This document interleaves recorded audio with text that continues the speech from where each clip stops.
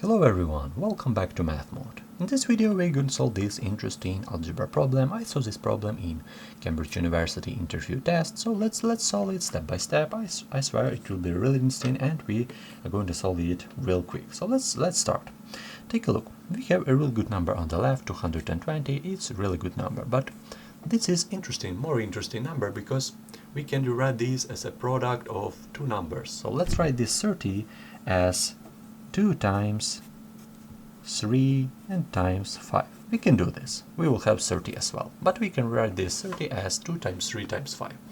And let's write this square root of 35 as square root of 7 times square root of 5. So as you can see, we just write these as a product. So we have a little bit longer product, but we can group. Take a look. I leave this 2 at first. We will have 2 times, and I group 5 with this square root of 7 and 3 with this square root of 5. We can do that because this is multiplication, so there is no order. We will have 2 times 5 square root of 7 and times 3 square root of 5. So we just rewrite this product in that way. So let's do this. So we can write this one as square root. We have 220 and minus this product. 2 times 5 square root of 7 and 3 square root of 5. So we just write this one as in that way, in this product. What we go to the next? I want to mention one interesting thing. Take a look. If we raise 5 square root of 7 to the second power, if we raise it, we will have 5 square root of 7 to the second power. We all know that we need to raise both of these elements, this one and this one. We will have 5 square and times square root of 7 square. Right here we have only 7 because this is a rule. We have square root and second power we can cancel, and right here 25. So 25 times 7 we will have, as you can see, if you multiply it, we will have 175. So I want to mention another thing, that if we raise the second element, and that's the second number, so 3 square root of 5 to the second power, we will have an interesting case as well. We will have 3 square and times square root of 5 square. So as you can see, the same situation, right here 9 times 5. We will have 45. So this is squares. But moreover, I want to mention one interesting thing. If we add this to 175 and 45, we will have 220. So if we add this, we will have 220. So we can change this 220 like this square. So it's not hard to see that 220, it will be equal to 5 square root of 7 to the second power and plus 3 square root of 5 to the second power. So we can write this 220 like this sum. So let's do this. What we will have as a result? We will have an interesting case. We will have square root. Right here we will have 220, but right now we write this sum. So 5 square root of 7 to the second power plus 3 square root of 5 to the second power square.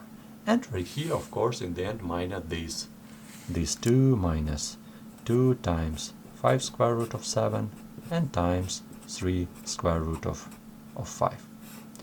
So this is our expression after all simplifying step.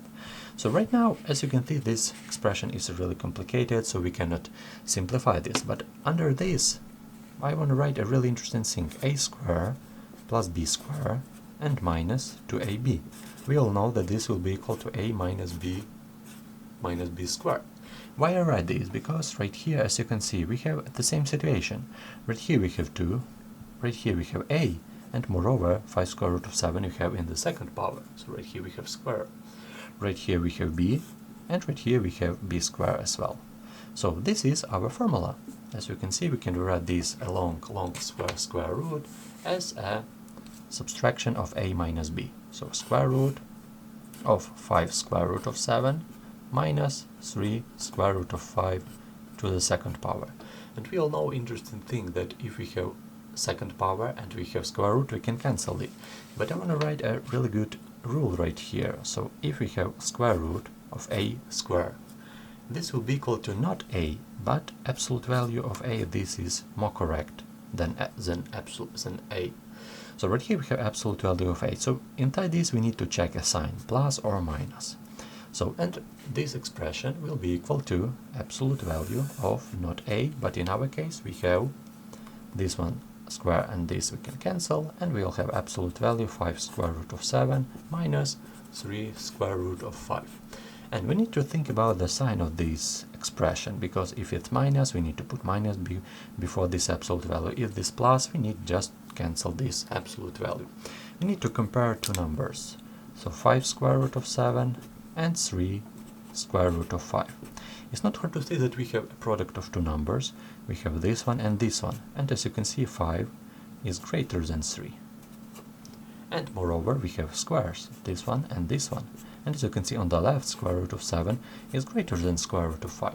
So there is a rule, if this element is greater than this one than this one, so a product 5 square root of 7 is greater than 3 square root of 5. So our sign before this absolute value will be plus.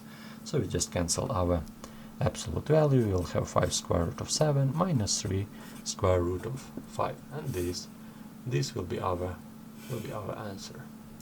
So let's step by step see these steps right here. So as you can see, firstly we just simplified this 30 times square root of 35. Firstly, write it as a product, and it's not hard to see that we can find a 2 right here. This is a really important 2, because right now you can see this formula. This formula is square minus, because this 2 is really good. And right now I see that this is 2ab, and let's check squares. And in our case it's really good, because if we raise this to the second power, we will have the sum will be equal to 220, which is really good, because 175 plus 45 equal to 220. So this is a really good moment, because if it's not equal we cannot create a formula. And as you can see, square a square b square minus 2ab, this is our formula. In parentheses, and one rule that I want to mention, this one, because we can write of course as square root of, for example, x square equal to x. This is correct, but not in more times, because correctly is to write absolute value. So right here we need to put absolute value, and of course check expression inside this absolute value. And after all of the steps, you need to write this plus or minus. Right here we have plus, so we just cancel our absolute value. If you still have any question, write a question in a comment. I hope you understand it, I hope you enjoy it. If you do, put thumbs up, I really appreciate it. Thank you so much for watching, and see you in the next videos.